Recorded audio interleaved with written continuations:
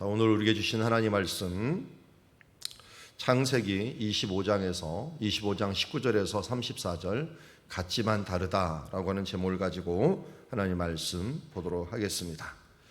한 절씩 교독합니다. 창세기 25장 19절부터 봅니다.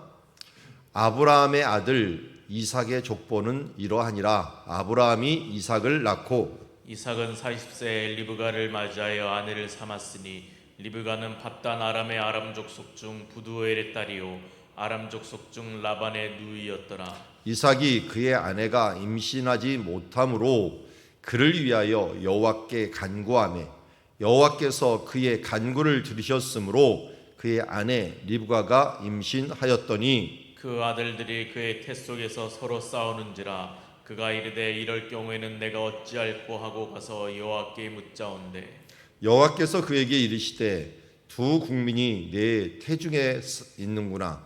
두 민족이 내 복중에서부터 나누이리라. 이 족속이 저 족속보다 강하겠고 큰 자가 어린 자를 섬기리라 하셨더라. 그 해상기 안이 찬즉 태에 쌍둥이가 있었는데 먼저 나온 자는 붉고 전신이 털옷 같아서 이름을 에서라 하였고 후에 나온 아우는 손으로 에서의 발꿈치를 잡았으므로 그 이름을 야곱이라 하였으며 리브가가 그들을 낳을 때 이삭이 60세였더라. 그 아이들이 장성함에 에서는 익숙한 사냥꾼이었으므로 들사람이 되고 야곱은 조용한 사람이었으므로 장막에 거주하니 이삭은 에서가 사냥한 고기를 좋아하므로 그를 사랑하고 리브가는 야곱을 사랑하였더라. 야곱이 죽을 쑤었더니 에서가 들에서 돌아와서 심히 피곤하여 야곱에게 이르되 내가 피곤하니 그 붉은 것을 내가 먹게 하라 인지라. 그러므로 에서의 별명은 에돔이더라. 야곱이 이르되 형의 장자의 명분을 오늘 내게 팔라. 에서가 이르되 내가 죽게 되었으니 이 장자의 명분이 내게 무엇이 유익하리오. 야곱이 이르되 오늘 내게 맹세하라. 에서가 맹세하고 장자의 명분을 야곱에게 판지라. 야곱이 떡과 팥죽을 에서에게 주매 에서가 먹으며 마시며 일어나 갔으며 에서가 장자의 명분을 가볍게 여김이었더라. 아멘. 우리는 25장 이야기에서 이삭이 이제 아들을 낳는 장면을 보여주고 있습니다. 그가 있었던 장소는 예루살렘에서 이제 남쪽으로 조금 내려가면 네게부 지역, 광야와 산지 사이에 있는 분지 지역이었고 반사막 지역이었던 장소였습니다. 자, 이곳 부엘라의 로이라고 하는 네게부 부엘세바에서 조금 더 하루길 정도 내려갔고 여기에 이삭이 원래 머물고 있다가 리브가를 맞이하기도 했고요. 그리고 나중에 보면은 엘리야가 부엘세바에서 하루길을 남쪽으로 갔다. 그래서 로뎀나무 밑에 있었다라고 하는데 그 로뎀나무가 있었던 장소로서도 또 알려져 있는 장소입니다. 자, 이곳에서 우리 아들을 낳는 이야기 어제 보았는데 아들을 낳을 때의 그 상황을 한번 보시죠. 40세에 지금 결혼을 했어요. 이것도 굉장히 늦게 한 거죠. 결혼을 했고 그리고 26절에 보니까 이삭이 60세에 아들을 낳았어요. 60세 아들을 낳았어요. 그러니까 20년간 자녀를 낳지 못하고 있었던 거죠. 그러다 보니까 기도할 만하네요. 이거는 임신하지 못함으로 그녀를 위해서 여호와께 간구했다라고 얘기합니다. 자, 그러니까 이삭은 이 정도로 신실한 사람이었어요. 그 전에 아내를 맞이할 때도 들에서 묵상하다가라고 했는데 평상시에도 경건의 삶들을 가졌지만 그러나 이번에도 아내가 임신하지 못하며 그를 위하여 간구했다. 자, 그러면 우리는 지금 두 자녀를 보고 있습니다. 우리가 이미 태어난 아들 에서와 야곱을 알고 있는데 이 에서와 야곱은 어떻게 태어난 자녀냐 보니까 기도로서 태어난 자녀입니다.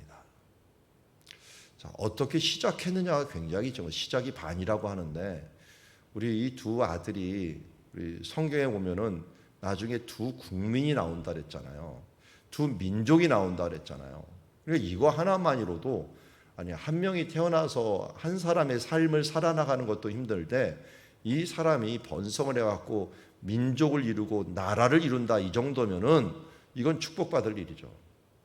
나라와 민족을 이루는 거잖아요. 그러니까 어떻게 시작을 한 거예요? 기도로 시작했더니 하나님께서 한마디로 두 민족을 만들어 주었어요.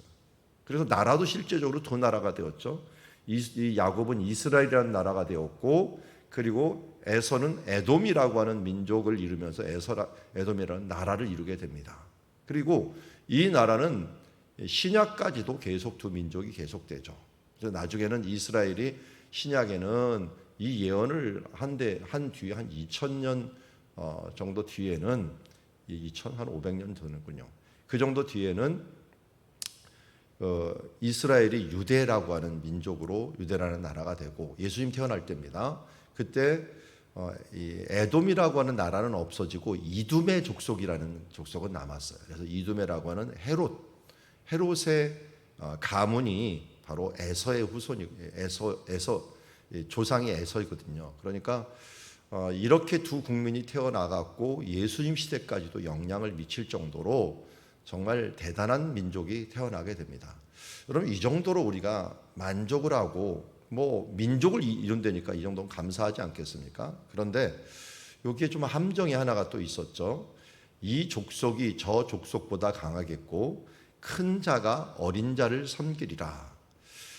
태중부터 민족을 이루고 국민을 이루라고 하는 이 축복을 바라볼 거냐, 아니면 태중에 싸워서 이 작은 자가 큰 자가 되고 큰 자가 작은 자를 섬기는 이 일들, 먼저 된 자가 나중되고 나중된 자가 먼저 되는 이 일들에 초점을 맞출 거냐 하는 것입니다.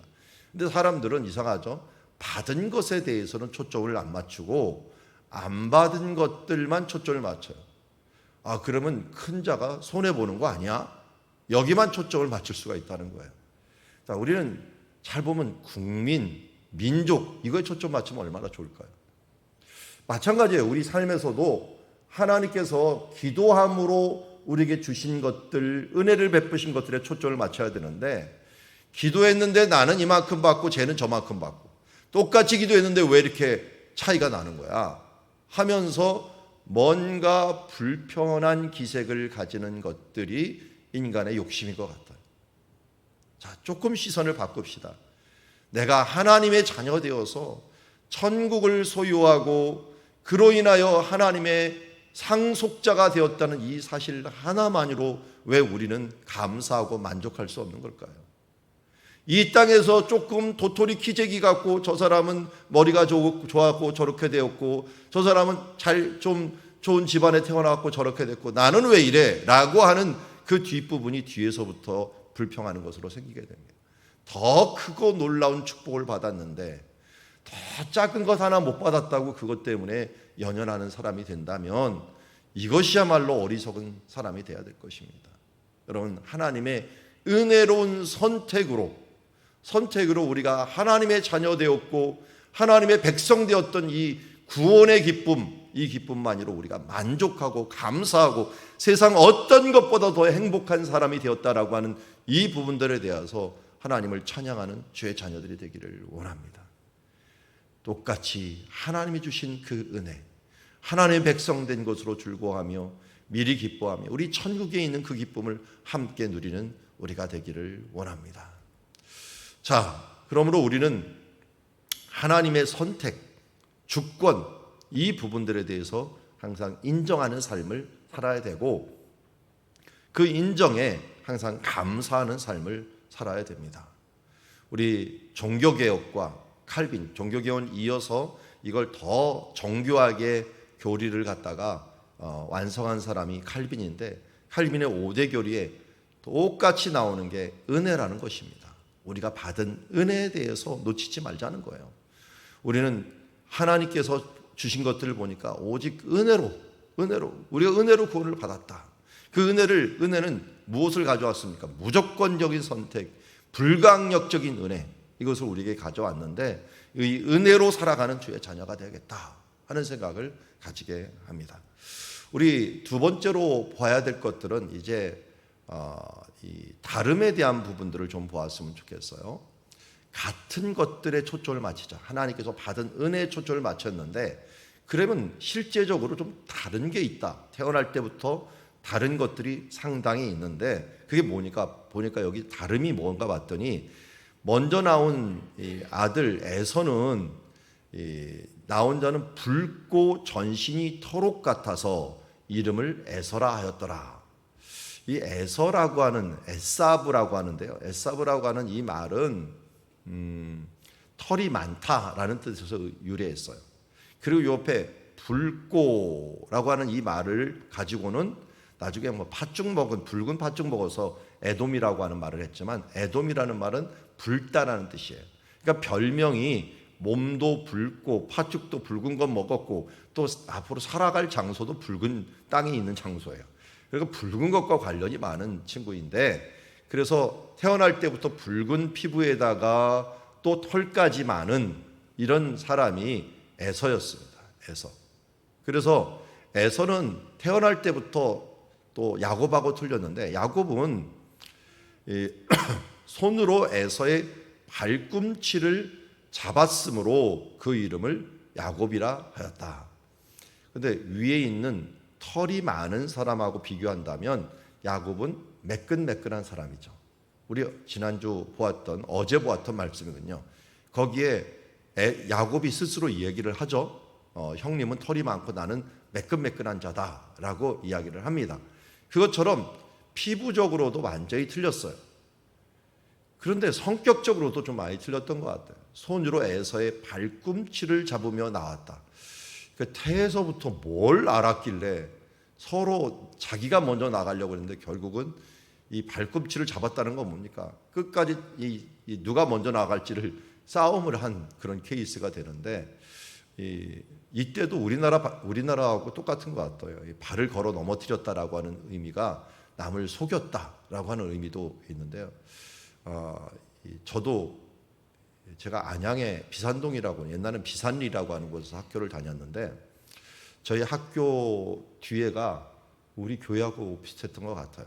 더 큰 산이 있었던 것 같아요. 그때 그 관악산이 그 우리 학교 뒤에 있었는데 옛날에는 무슨 아이들한테 노동을 많이 시켰죠. 숙제라고 해갖고 학교에 토끼를 키우면서 토끼풀 그 칡넝쿨 이거 뜯어오라고 아이들을 산으로 보내갖고 지금 같으면 생각하지도 못할 일들인데 가서 토끼풀 뜯어왔던 생각이 나와요. 토끼풀이라고 하는 거 토끼 먹이죠. 근데 먹이 뜯으러 산에 올라가면은 애들끼리 장난 논다고 거기 그 수염풀이라고 있었어요. 풀은 풀인데 이게 수염처럼 밑에서부터 나는 풀이 있었는데 그걸 갖다 이렇게 막 묶어 넣습니다. 묶어 놓으면 길에 막 많이 났는데 길에 묶어 놓으면 애들이 지나가다 거기다 묶어 놓는데 다 걸려갖고 넘어지도록 해갖고 이 발 걸리게 넘어져갖고 가끔 저도 했던 생각이 나요. 그런데 그렇게 갖고 놀았던 적이 생각이 나는데 발꿈치를 잡았다라는 것은 사람들을 그렇게 몰래 트랙을 해놓고서 거기다가 지나가면서 넘어뜨리게 만들어놨다. 속임수를 했다라고 하는 뜻을 가지는데 이게 이름을 그렇게 해서 그런가. 정말 진짜 그래서 그런지 사람들을 속이는 일들에 그의 기질이 있었던 것은 분명합니다. 그리고 태어나서도 틀려요. 27절에 보니까 에서는 기질적으로 익숙한 사냥꾼이라고 하는 것은 들사람이니까 들판을 좋아했다는 거예요. 들판을 좋아하고 야곱은 조용한 사람으로 장막에 거주했다. 그러니까 우리로 요새 치자면은 뭐 MBTI 뭐 얘기를 하죠. 그리고 에서는 이성향이 많은 사람이고, 그러니까 외향적인 사람이고 야곱은 내향적인 사람이죠. 그러다 보니까 둘이는 서로 안 맞을 수밖에 없어요. 이 에서는 야곱한테 뭐라니까 이 남자가 돼갖고 집안에서 살림만 하고 있냐 하면서 얘기하고 야곱은 또 에서가 나다니면서 엄마도 도와줄 생각은 안 하고 맨날 놀러만 다니냐 하면서 이런 식으로 서로 성향이 틀려갖고 똑같은 뱃속에서 태어났는데 왜 이렇게 틀린지 모르겠어요. 우리 아이를 2명 낳으면 다 똑같은데 참 다 다른데 이거 쌍둥이를 태어나도 틀리구나. 우리 여기 임 권사님이 쌍둥이 아들 2명을 태어났으니까 잘 알겠네요. 에서와 야곱과 같은 성격으로 이상하게 2명이 갈리게 돼 있는 것이 하나님의 섭리인 것 같아요. 자, 이것이 같이 태어났지만 다른 이유예요. 기질적으로 다르고 또 서로 다른 부분들이 상당히 있다는 거예요. 그런데 이 정도면 이건 문제가 안 돼. 이게 뭐 죄도 되는 게 아니고요. 근데 이게 여기에다가 기름을 껴얹은 게 뭐냐면 부모들이에요. 부모들이 편애를 하기 시작한 거예요. 이삭은 자기가 사실은 조용한 사람이었어요. 그러니까 활동적인 사람을 좋아합니다. 여러분, 이 영화를 볼 때 대리 만족을 할 때가 있어요. 내가 연애를 못한 사람은 연애하는 영화들을 좋아하고, 내가 정말 몸이 좀 안 좋아갖고 내가 뛰고 싶은데 못 뛰는 사람들은 스포츠 영화, 뭐 액션 영화 이런 부분을 통해서 대리 만족을 하려고 하는 경향들이 우리 가운데 있어요. 그런데 이삭은 어떻게 보면 에서가 활동적인 게 좋았던 거죠. 아, 남자답다 하면서 사냥한 고기를 또한 가져오는 걸 좋아했고, 그를 사랑하고, 리브가는 어땠어요? 야곱의 조용하니까 집안에 앉아갖고 엄마한테 조곤조곤 얘기하는 이런 야곱을 또한 사랑하게 된 거죠. 이걸 그런데 그럴 수가 있어요. 그런데 이게 서로 심해져 갖고 우리 25장을 보지만 27장에 보면은 에서를 이삭이 그냥 하나님의 섭리에 불구하고도 그냥 바로 축복하려고 했던 이런 편애적인 사랑이 이 집안의 문제가 될 수 있었다는 것입니다. 우리가 기질은 다를 수 있지만 이 기질을 잘 다스려 갖고 행해야 됩니다. 원래 우리 인생 가운데는 모두 극복해야 하고 타고날 죄의 성향이 우리 가운데 있어요. 본성은 서로 다를 수 있어요. 성격 즉흥, 이 에서는 어떻게 보면 나중에 이 먹는 것을 보면은 즉흥적인 성격이에요. 보니까 야곱이 죽을 수 없고 에서에게 돌아와서 피곤하니까 이 죽을 달라고 했더니 이 부분에서 장자 명부를 팔라고 합니다. 생각을 하질 않아요. 생각을 하지 않고 장자의 명분이 내게 무슨 유익이 있겠느냐 하면서 얻은 것에 대하여 감사하지 못하고 이미 얻은 것에 대하여 이 집토끼에 대해서 소홀한 이 모습을 보여주는 것, 이게 바로 그의 큰 단점이었죠. 그리고 야곱은 이 작은 꾀를 써갖고 하나님이 어련히 안 줄까요? 자기가 인간이 먼저 앞장서 갖고 속이면서까지도 그 뜻을, 하나님의 축복을 얻으려고 하는 이 모습들은 정말 하나님 보시기에 둘 다 문제가 있는 거예요. 우리가 한 사람만 뿐만 아니라 둘 다 이 형제 간에 문제가 있는데, 그 중에 이 야곱은 속임수라는 것, 그리고 이 에서는 정말 즉흥적이라는 것, 이런 부족함이 있었지만 여기에 불을 끼워준 사람은 부모라 그랬죠. 편애하는 사람. 이걸 조정해 줘야 돼요. 인간은 누구든지 극복해야 될 기질과 질성을 가지고 태어나게 돼 있어요. 그렇기 때문에 우리는 서로 교정을 해주면서 살아가더라고 가정을 주고 교회를 주고 이 공동체를 우리에게 허락해 준 겁니다. 그런데 이 부분들에 대해서 서로 그 부분들을 죄성을 발현하기 시작하면은 풍지박산이 나는 거죠. 여기서도 우리가 잘 알지 장자의 명분이 무엇이 유익하리까 하면서 야곱은 또 거기다가 오늘 내게 맹세까지 하라 하니까 에서는 또 거기다가 맹세까지 합니다. 장자의 명분을 야곱에게 판지라 야곱이 떡과 팥죽을 에서에게 주매. 이거는 보니까 이 팥죽만 준 게 아니라 떡까지도 줬네요. 너무 고마웠던 모양이에요. 장자 명분. 근데 사실은 가장 중요한 건 뭡니까? 보이지 않는 겁니다. 보이지 않는 것이 가장 중요한 건데, 여기에 있는 에서는 보이는 것을 추구하며 따라다녔던 사람이고, 야곱은 보이지 않는 것을 소중히는 여겼던 것은 좋습니다. 그런데 보이지 않는 하나님의 뜻을 헤아리려고는 하지 않았어. 정말 중요한 것은 보이지 않는 것이 중요합니다. 사랑도 중요하고요, 충성도 중요하고요, 여러분 인내도 중요합니다. 그런데 그 보이지 않는 것을 주관하시는 하나님을, 보이지 않는 하나님을 보는 것이 더 중요합니다. 그런데 야곱은 거기까지 못 본 거예요. 아주 얕은 꾀를 쓴 거죠. 그래서 이렇게 함으로 결국은 에서의 장자 명분을 샀다고 하지만 산 것도 불법, 작물을 산 거죠. 한마디로 판 사람도 잘못. 그러면 어떻게 되는 겁니까? 원래 우리 법에 의하면 둘 다 이 죄를 진 거나 마찬가지예요. 작물처럼 팔아버린 거, 또 작물을 산 사람, 이런 사람이 도둑질이 된 것을 보게 됩니다.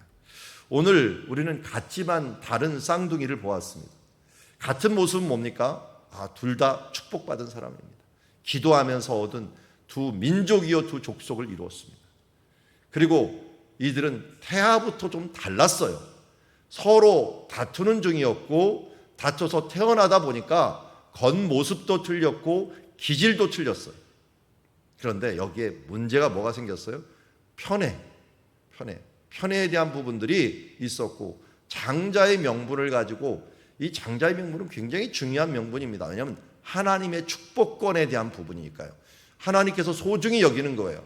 그런데 이 부분들을 한 사람은 이미 얻었으니 소홀히 여긴 사람, 없으니 속여서 얻으려고 하는 사람, 둘 다 문제였다는 것입니다.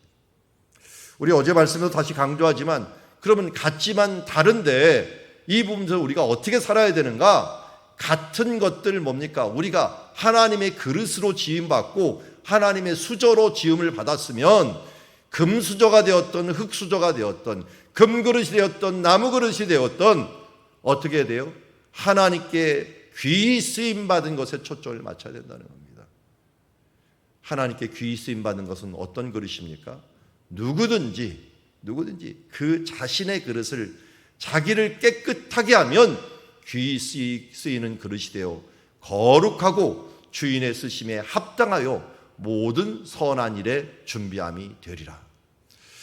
성경이 우리에게 주시는 유익 중에 하나가 우리를 이 온전케 하며 선한 일을 행하기에 온전케 한다라고 얘기했는데요. 여기 그대로 됐네요.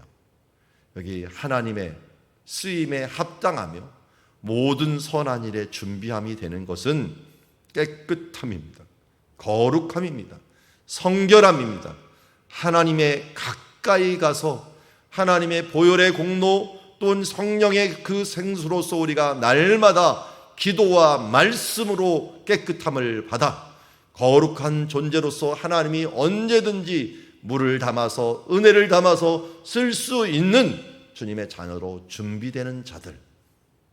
그래서 이 땅에서 녹슬어서 나는 녹그릇이야, 너는 흙그릇이지, 돌그릇이지, 너는 그야말로 진흙그릇이지, 나는 동그릇이야 하는 존재가 쓰임받지 않고 그냥 있으면 녹이 쓸어갖고 정말 흉물스러운 모습으로 없어지게 됩니다.